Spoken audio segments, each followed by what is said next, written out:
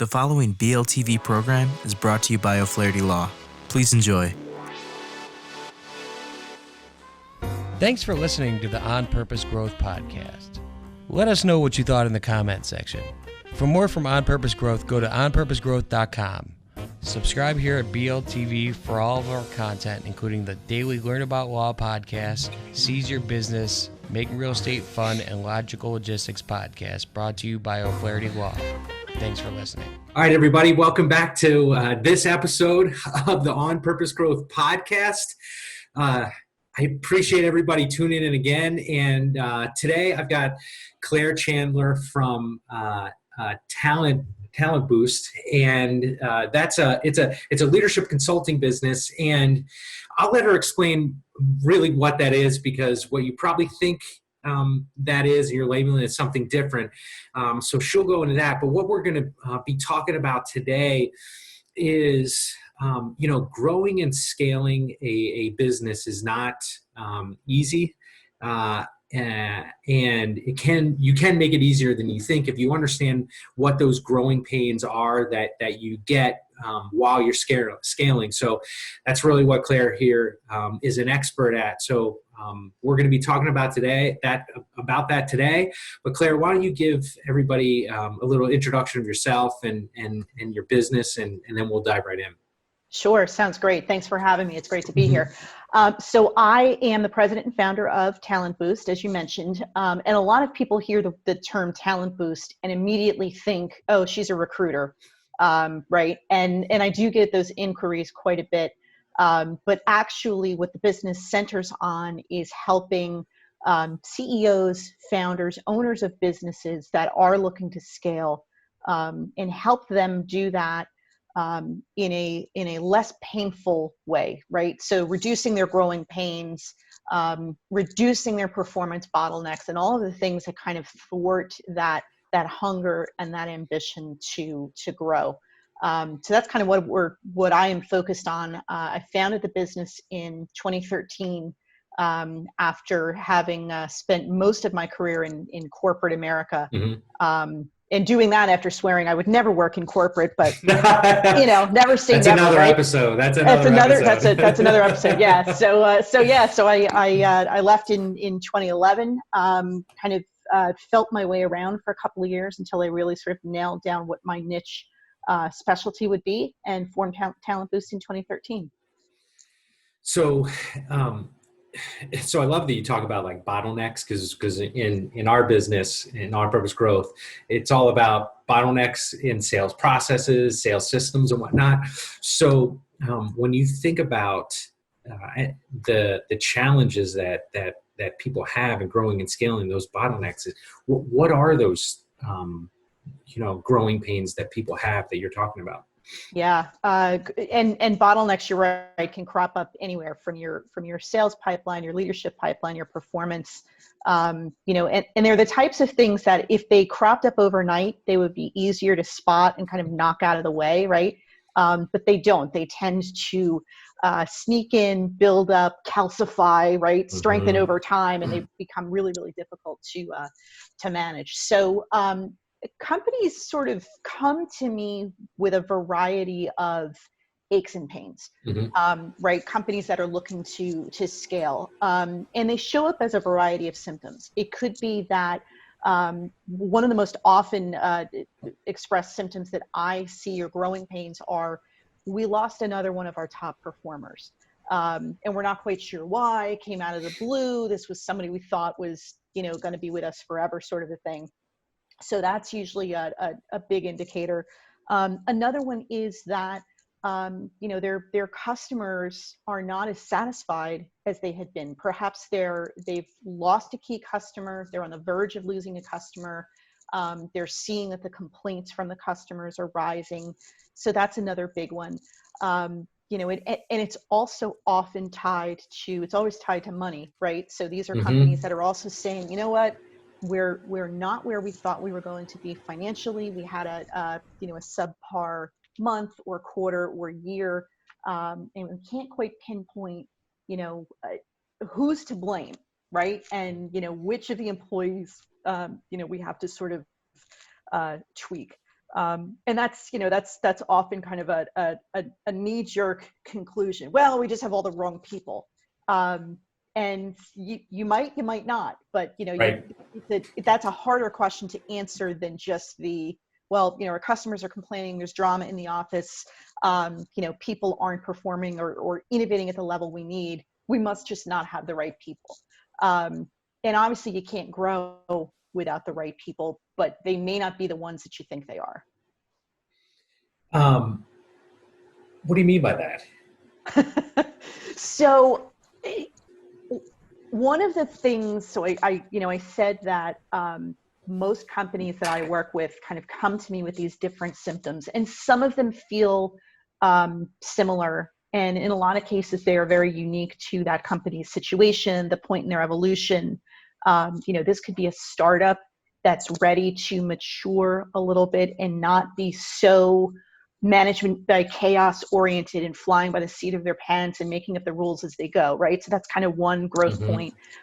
There are others that are, family owned and operated businesses that have expanded either in size, they've added locations, they're in different states now, they've got a much bigger, more national customer, et cetera, and realize that the sort of family dinner table type of management and resolution of issues is not going to work as you add people to your leadership team that perhaps are not relatives, that are not ingrained in your family's DNA.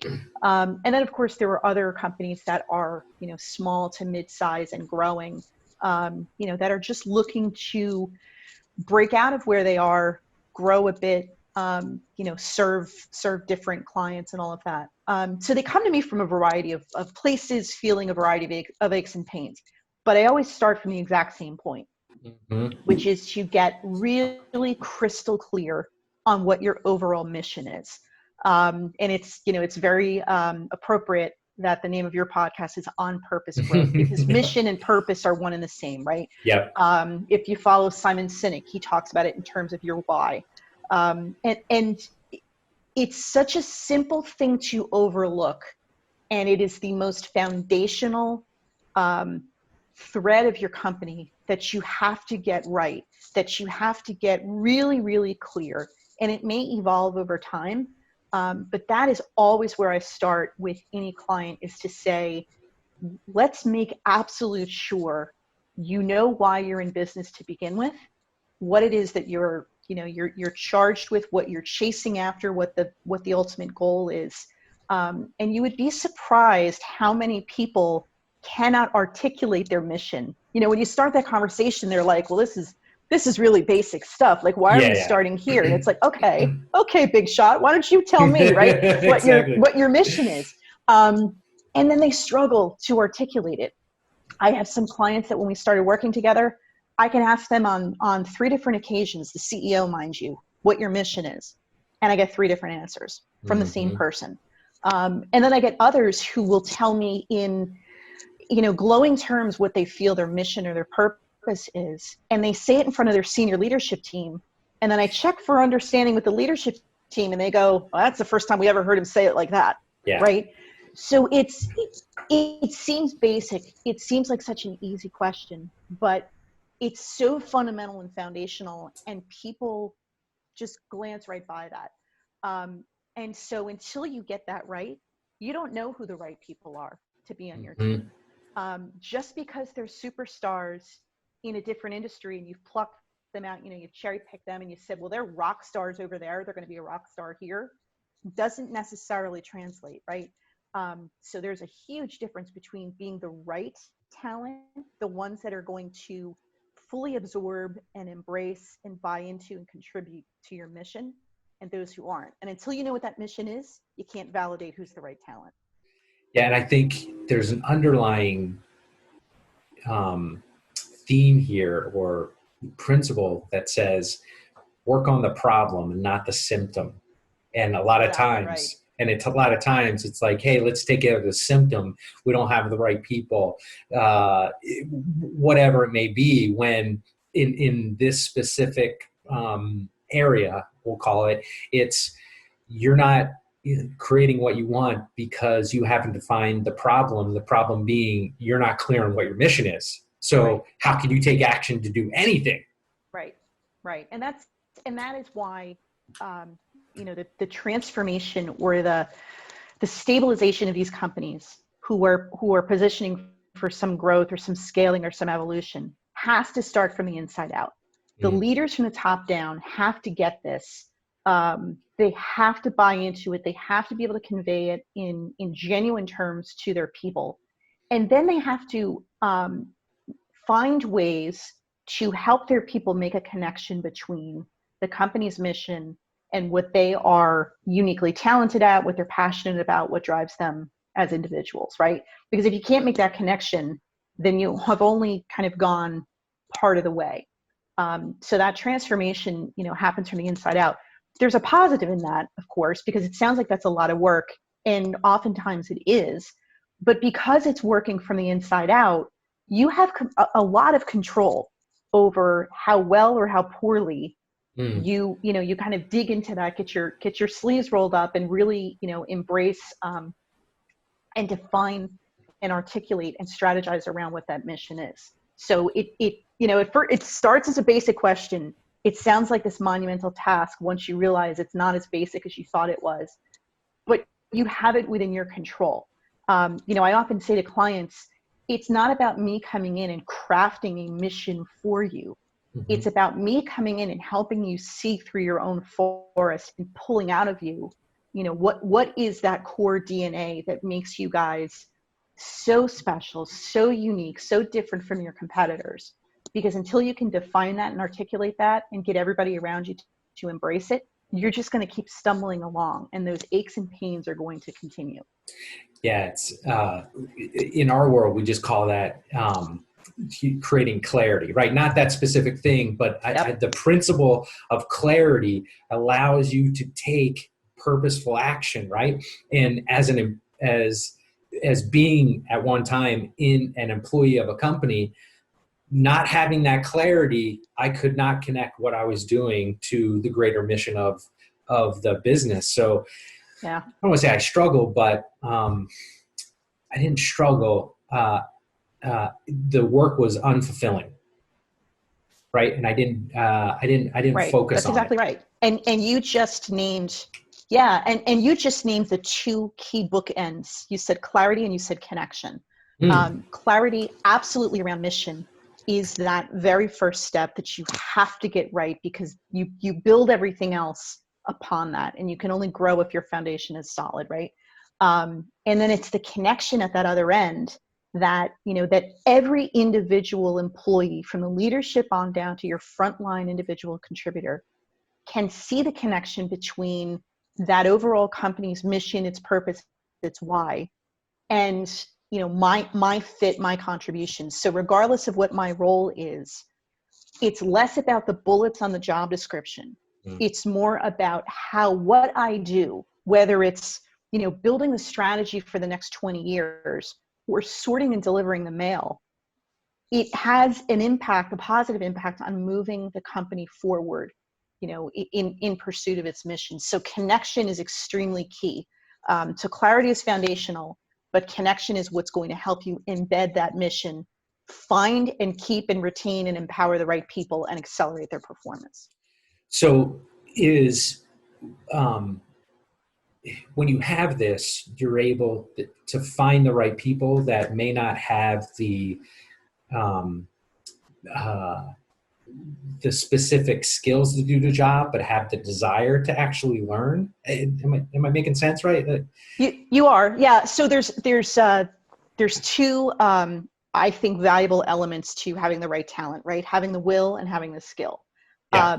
So there are absolutely essential functions of any job that you have to hire for. And if they don't meet those essential functions, then obviously they're not in the conversation, right? But all else being equal, when you've got, say, a short list for a critical position, and I would argue any position is critical, until you kind of get into that rhythm where you're bringing in those right people that kind of connect with you. But they all have to meet those minimum standards of what the job requires. But you really never, especially a growing company, you never want to hire just for that position that you are backfilling or filling for the first time. You want to hire for the future, right? So, part of what you're getting at is, how often or should we be looking for diamonds in the rough? Diamonds in the rough quite often are, your biggest stars. I think about, some of the greatest quarterbacks in the NFL who didn't start out as that first pick, first round of the draft. I'm in New Jersey. I'm a huge Giants fan, and therefore I'm a hater of the New England Patriots and of Tom Brady, who has now moved on. But okay, but Tom Brady is an example of that. He didn't go first round. He was sort of this diamond in the rough that they saw some raw talent in him.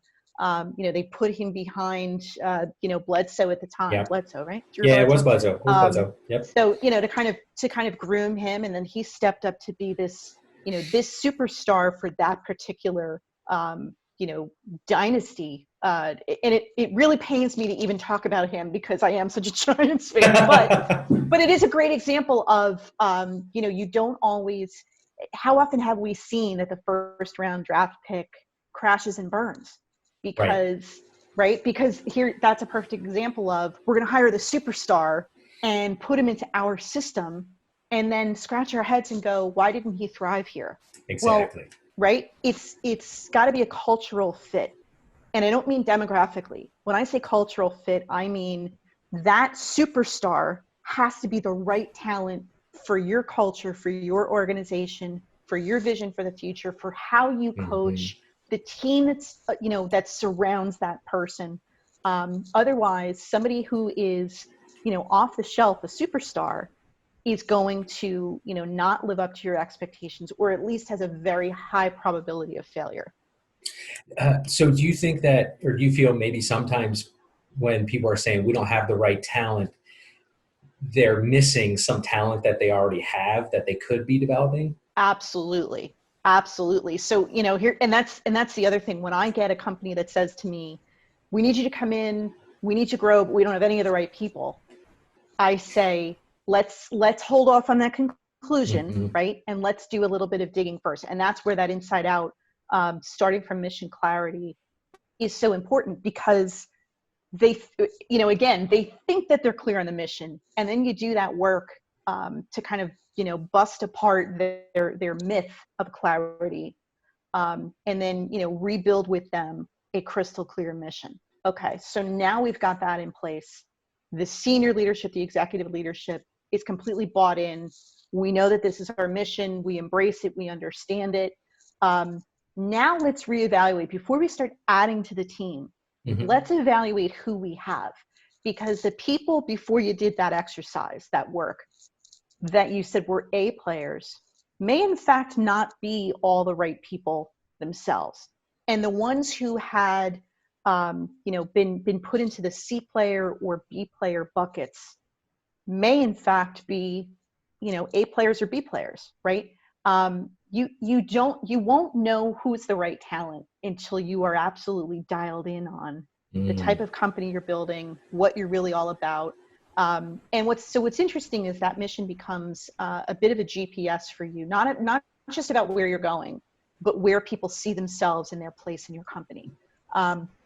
It also helps the people who ultimately are the wrong fit to self-select out. Yeah. Right? The clearer you are in your mission, that becomes your guidepost for what expectations are we going to convey from a performance standpoint and from a behavior standpoint. And the more consistent you are around how you communicate that and how you reinforce that and how you reward that, the more the people who truly are not the right fit are going to stand out. Right? And then they're going to get to the point, you're going to get to a decision point. Either they are going to decide this really isn't the right place for me, or you're going to decide this isn't the right fit. And you can sort of part ways a bit more, I would say amicably, but a bit more in a way that you can defend, because you can say this does or does not fit in with our, where we're headed as a company. It also becomes a measuring stick for your clients and your customers, right? Because now you understand which customers and clients are the right ones for you, what service looks like, right? What standards of behavior and performance you tolerate and reinforce within your team, and therefore in your relationship with your clients. So I can't emphasize enough the importance of mission and purpose and having that clarity really, really dialed in. Yeah, I love that because on our non-corporate side, we work with a lot of consultants, and one of their largest bottlenecks is they don't get clarity on who is it they want to serve, how they want to serve them, and they put up with customers that just don't serve them, right? So I'm glad you put that up, because you have to create a standard around that, because doing a bunch of work that you don't want to do in a way that you don't want to do it is going to hold you back from growing your company to where you want it to go, right? So what it sounds like is that holds true at no matter what stage you're at. You could be big or small. Absolutely. That's exactly right. So, so is the mission the core of what you're doing, or just one of the starting points? It is the starting point, but is by no means the end. So part of what I do after we establish mission clarity, which, by the way, some of your audience may be hearing that and saying, oh my gosh, we don't have time to go through something like that to get our mission right. First of all, you can't afford not to. Exactly. Point number one. Yeah. And point number two, this doesn't have to be this hugely extensive, expensive, protracted process. With some companies, it could take a few weeks, a few months. With other companies, it's a matter of getting the right people in the room, whether physically or virtually, the times we're living in, right? Yep. And it could be a matter of hours or a couple of days to really get that dialed in. To me, like I said before, I don't come into any company and craft your mission for you and sort of invent it out of whole cloth. I come in and, pull out the best of what I'm working with and who I'm working with. And just because it takes longer doesn't necessarily mean you guys are a bigger mess. It could just mean right. You're more complex. You have more people that you've got to factor into that conversation. You might be a composite of, a bunch of companies that have come together through mergers and acquisitions. And they've got, they want to sort of cobble together in a strategic way the best of all of those different cultures. And those companies who are acknowledging that they want to do that better end up, kind of getting farther ahead, because mergers and acquisitions, especially acquisitions, can fail miserably if you don't take into account the different cultures. And if they start out very, very far apart, and you ignore that, that's a recipe for failure. Yeah. It's like you're going to slowly die without knowing it. Absolutely. Absolutely. So yeah, so getting to that point of crystal clear mission clarity is that foundational work. And then from there, we start to diverge in terms of what the company uniquely needs. But a lot of that is around, like I said before, once you get the clarity, now you have to assess how far off you are from having the right people, the right behaviors, the right processes, the right measuring sticks, if you will, to move the needle towards your mission. So some of it is an assessment process, an alignment process, sort of taking a fresh look at your hiring perspective, I would say, not so much the process, but the filters through which you are evaluating people, right? Yeah.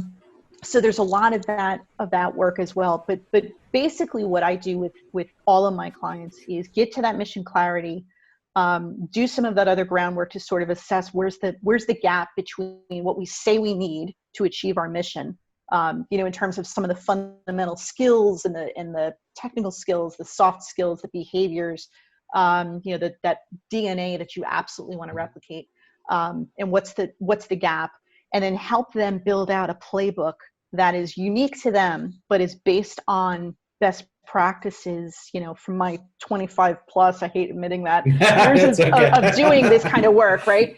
And so, drawing upon that, so it's not starting from a blank page every time, but it is certainly combining the best practices with what is unique to your situation, your company, your industry, where you are right now in your evolution and where you want to go.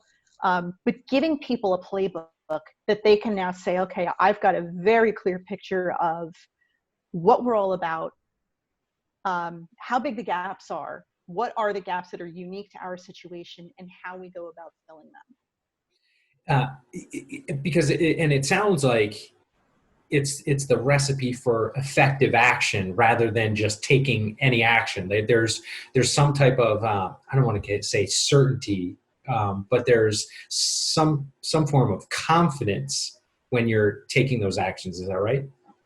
There is, and part of it too is I'm an entrepreneur. I'm a solopreneur. I certainly have a network where if it's a more complex engagement, I pull in some of my my resident experts. But I'm this one woman shop from New Jersey going up against potentially these big ticket consulting arms, and they have their place, believe me, and they've got a ton of expertise and a ton of best practices. Where we tend to be extremely different is that they can come into a room, they can meet with the senior leadership team, they can get a little bit of input, and then they plug it into their model, and 10 minutes later they can give you a 400-page report and recommendations on what you should do, and then they go away. And it's great, and it looks, anybody who's spending the high ticket money on a consultant like that to get a 400 or 500-page report, they can show their board, look, we paid this and we got this and it's great.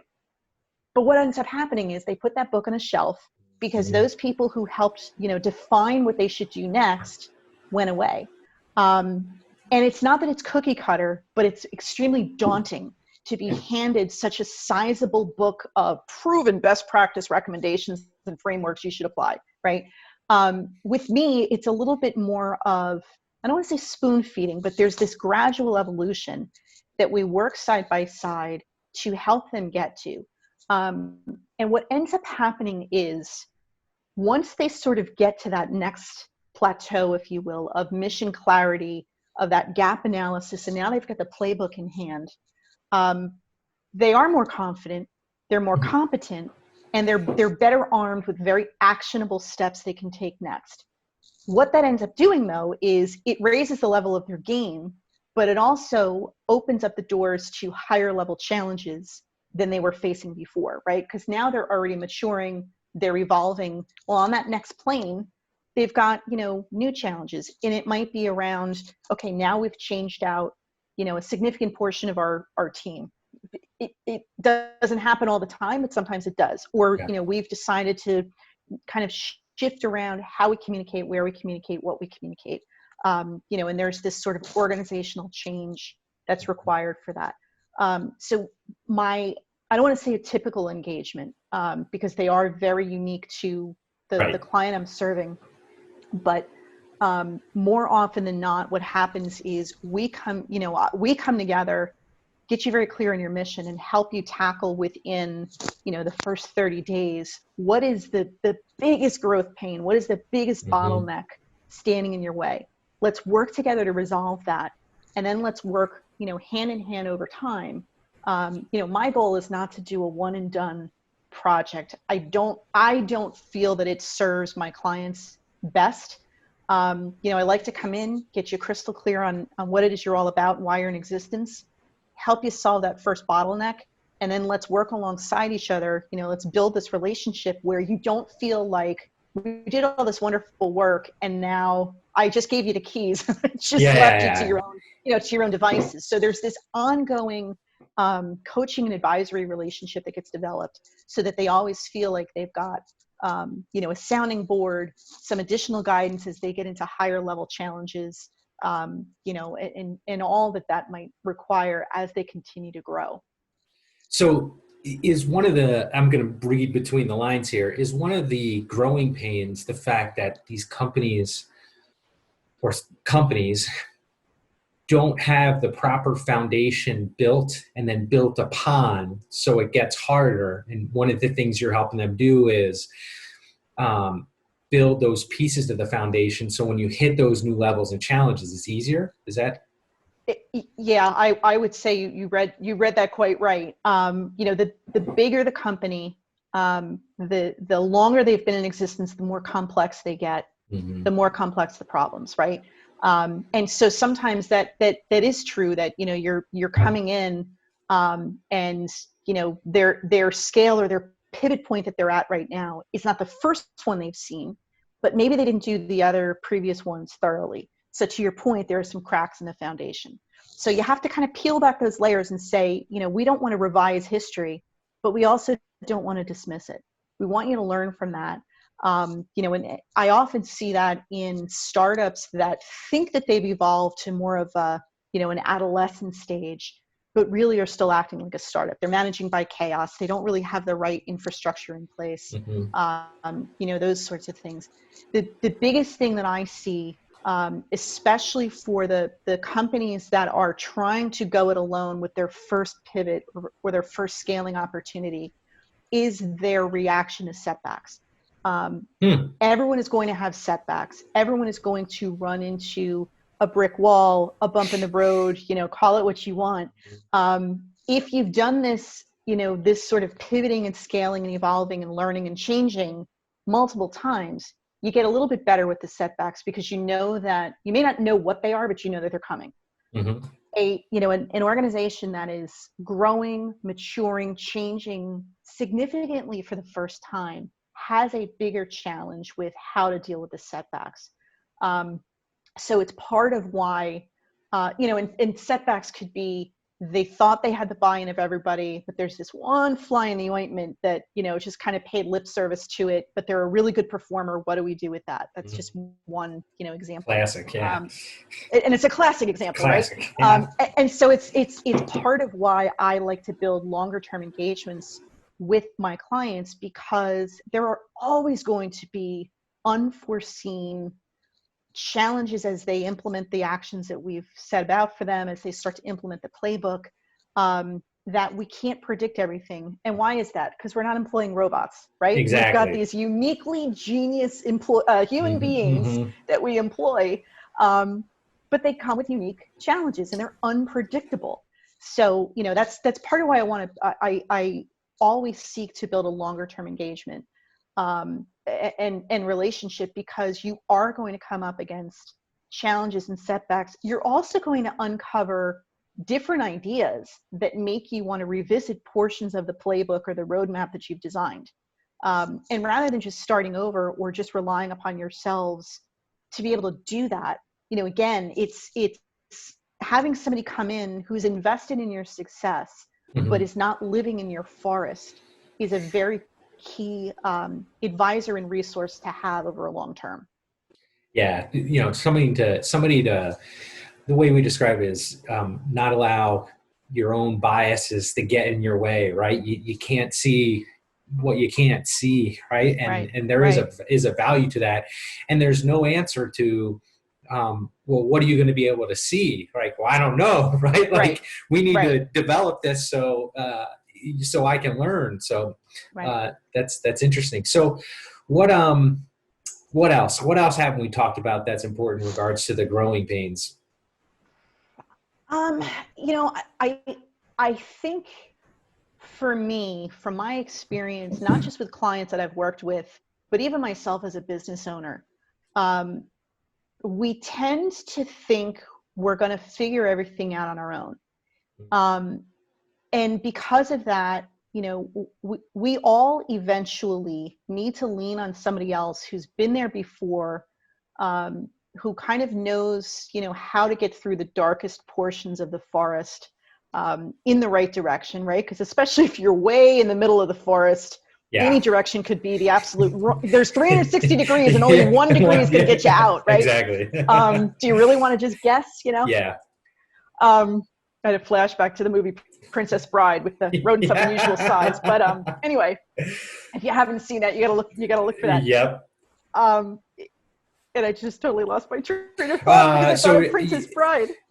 So you were talking about having someone that could show you where to go, not doing it on your own.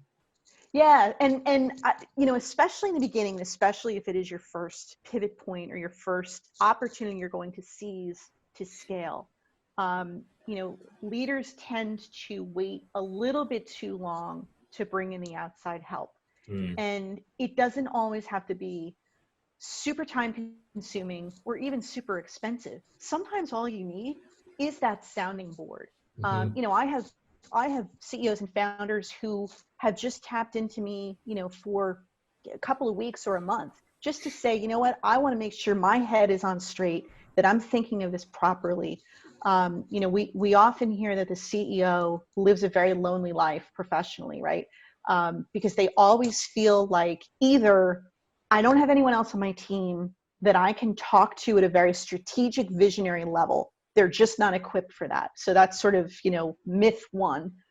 And the other myth is, if I try to share this with my senior leadership team, let alone with the employees, that I'm noodling some things and I don't have all the answers, they're going to interpret that as a weakness. And that is a huge myth, because it couldn't be more wrong, right? It's the opposite. The It's opposite is true. absolutely, yeah. And what you're doing is, you're not admitting weakness. You're demonstrating transparency. You're expressing a certain degree of vulnerability, right? Look at Brene Brown does amazing work on that topic. And it's true. And vulnerability is a completely different animal from weakness. In fact, I've seen, that some of the greatest leaders I've ever worked for or worked with or observed know how to demonstrate vulnerability and know that everybody has weaknesses. And if you think you've got to hold all your cards that close to the chest and not express, some uncertainty in how we're going to get through this together, that does become your weakness. That hubris or that narcissism that says, I always have to have all the answers. And if I don't have the answers, I'm just going to say it with a great degree of confidence and authority, and they're just going to, fall in line. Command and control, that doesn't work anymore.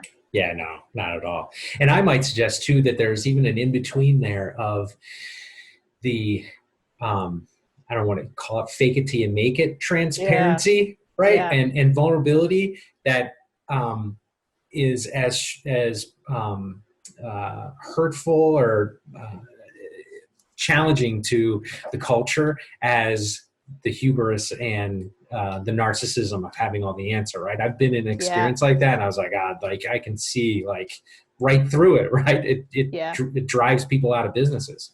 It's such a key point. The idea of, or the principle of authenticity or genuineness, right?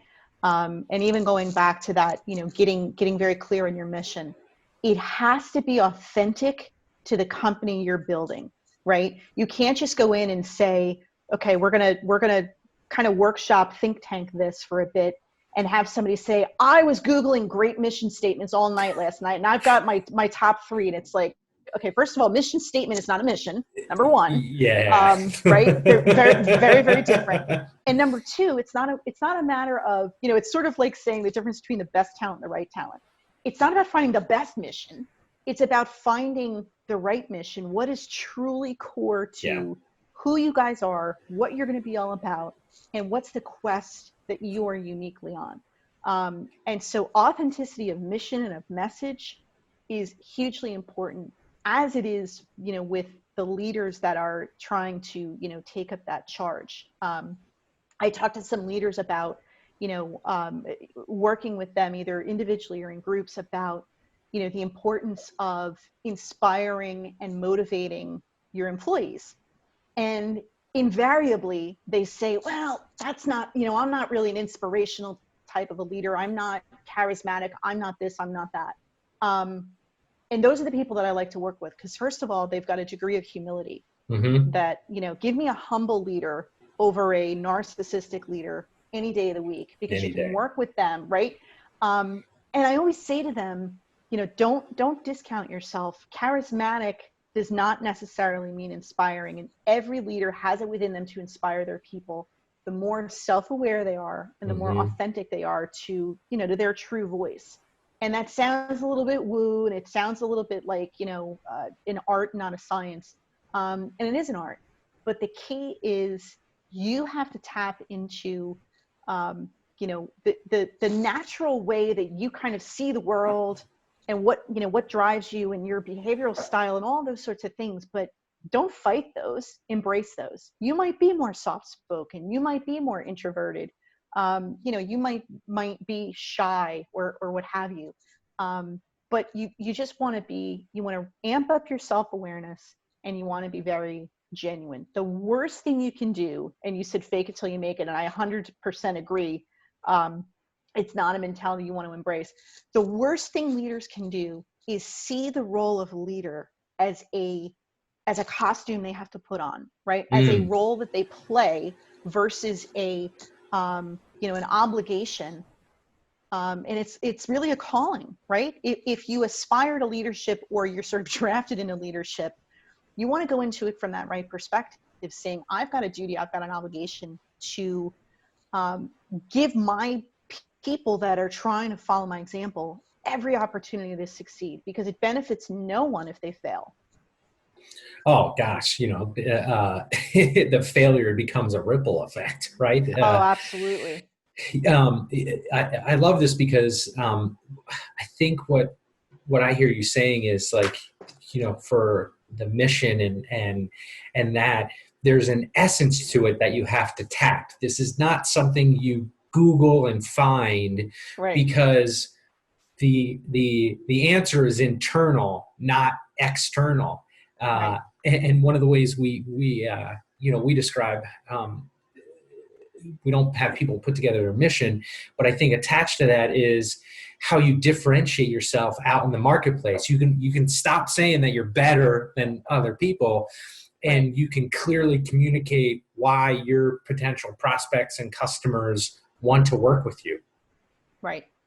So Yeah, I think it's one of the things that as a business owner, when I kind of went out on my own, it took me a while to understand that. And I made that same mistake that I said that, these scaling companies make. I waited longer than I should have to invest in somebody outside of my own forest, to be a sounding board, to be a little bit of a guide, to help me see things from different perspectives and get all the voices in my head to kind of, sing in unison rather than just fight for attention, right? Exactly. And it's huge. So that's one thing that if I had to do it over, I would have invested in, a coach or a mentor or a guide, far sooner. But it is so important to to kind of get all of that right, and to do it in ways that really kind of pull from your core what your DNA is, because you're absolutely right. It is not about coming up with the most moving mission. It's about coming up with the most genuine one, and really understanding, and it's the same for me as a business owner, as a leadership consultant. The companies that I work with could pick, they could open whatever the equivalent is to a phone book. I almost said they could open a phone book now. Yeah. Who does that? But they can Google, right? Yep. Right. They can Google and find hundreds of different service providers out there who can do similar work to me.